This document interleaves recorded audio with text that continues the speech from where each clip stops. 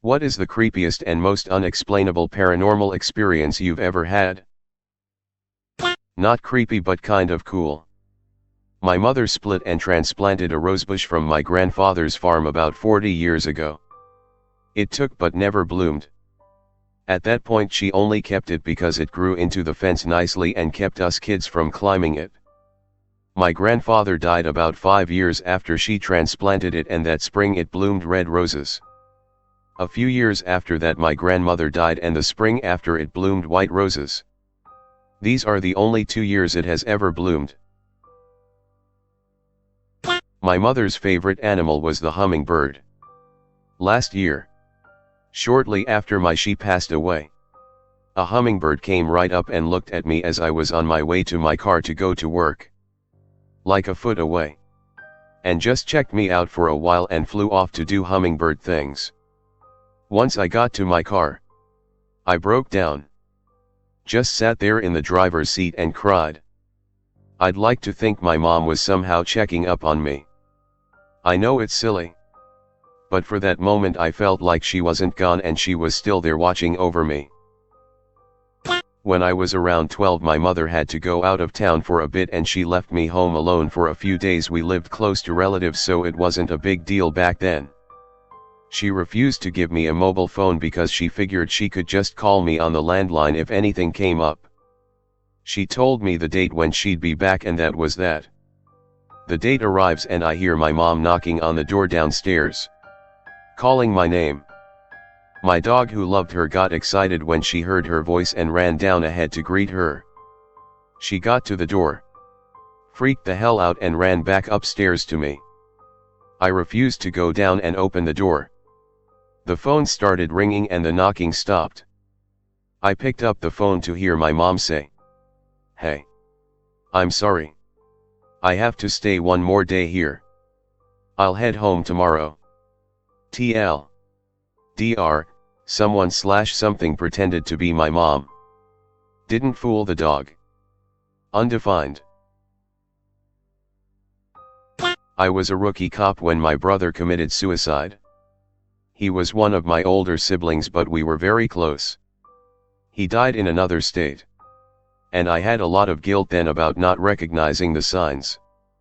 His remains were in bad shape by the time he was discovered, so it was a closed coffin service. About a week after he died, I was back at work one night, and my partner and I see a pimp pistol whipping one of his girls. I jump out and the pimp sees me and the foot chase was on. I was running after him, gun in hand, and he cuts through a narrow corridor under a building that leads to a courtyard in the middle. Right before I reach the courtyard, I hear "It's okay" in my dead brother's voice. I hit the courtyard and the guy is against the side pointing a gun at my head, and squeezes the trigger twice. I froze for a millisecond and then started beating him in the head with my revolver. Till this day, I don't know why I didn't just shoot him, cuff him and walk him back to the street and find my partner. I tell my partner about him squeezing the trigger, but not the voice I heard. We unload the gun. .32 revolver right there, and 2 bullets have strike marks on them. Take the gun to the lab for testing. Tell the tech the story. He puts the 2 bullets with strike marks back in and shoots into the test tank. Both bullets fired. We used to live in a battered women's and children's shelter when I was young, because my father was looking for ugly divorce. Alabama gave him custody. Mom took us to WA. One night, I looked in the mirror and saw a hairy demon looking back at me. I screamed and cried and ran to get my mom, who assured me it was a normal mirror. But that night, a kind-looking man, that I can only describe as a ghost, appeared at the end of my bed. He was there all night, but gone when I woke up in the morning. Then, the next night, and the next night. He was there every night for 4 months. We never talked. He never moved. Just stood guard. Then, one night he woke me up from my sleep. And I'll never forget how surprised I was. Because I'd never seen him move or talk. He said, "He's coming. Get out now." So we packed up the car and left to a hotel for the night. The next morning, we went back to find out someone had broken in and gone room to room looking for someone. I never saw him again after that. Middle of the night. Sleeping. I hear a sound like someone is taking a paper clip from my desk and throwing it against the wall, and it bounces across the desk. I wake up to this noise. Turn on the light right by my bed as I sit up. I look over and see nothing. Weird.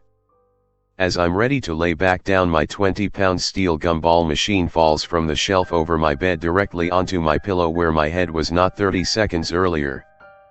I flip out and scramble out of my bed as I'm totally taken by surprise. As I stand up, I feel something under my feet. A paper clip. I put the murderous gumball machine on the floor, the paper clip back on my desk, and crawl into the safety of my comforter. Nothing like that happened again. Undefined. When I was growing up, I was tied with the daughter of my dad's cousin. So my second cousin, I suppose. Her name was Lisa. We grew much closer as teenagers. Too close, really. Anyway, we wised up a little and went our separate ways when it was time for college. A few years passed and I had moved on. One night I got up to take a piss. Didn't bother to turn on the lights. I was washing my hands and glanced in the mirror. There she was. Lisa was standing in the doorway behind me. I heard the echo of her voice. She told me that she still loved me and always would. She then turned and walked out of sight. I stood holding onto the sink for a moment, my heart pounding in my chest.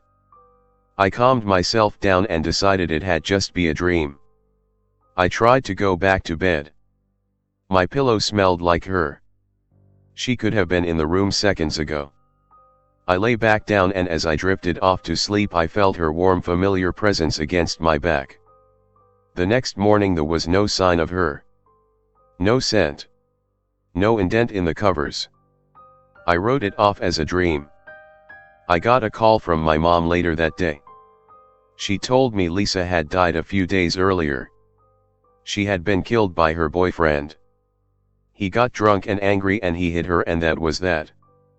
I guess she stopped by to see me one last time, to say goodbye before she moved on. Here's to you, Lisa. 20 years later and you're still the only woman I ever truly loved.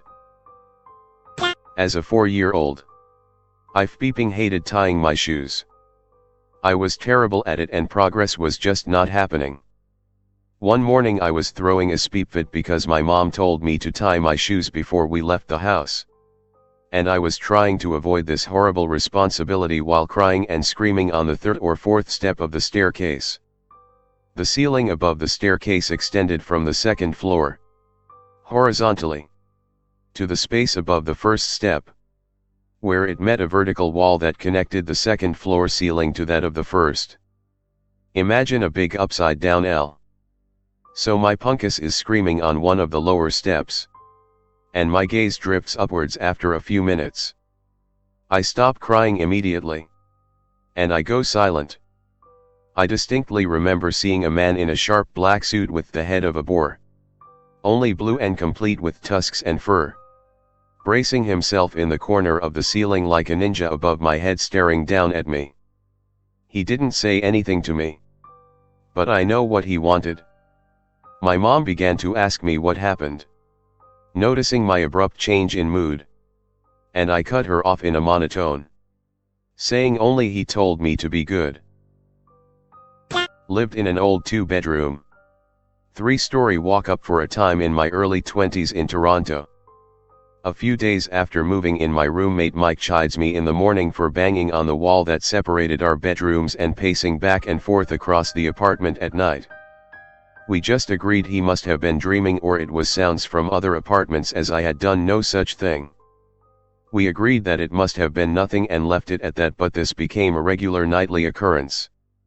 Shortly thereafter I started noticing at certain times in my own bedroom the cloying smell of cheap women's perfume mixed with a damp musty smell.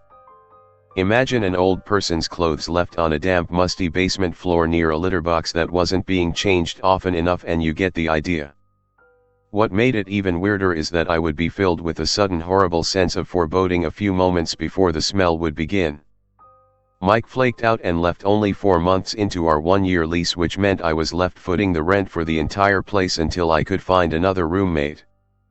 I had decided to try and sleep in his bedroom shortly after he moved to see if things would get better.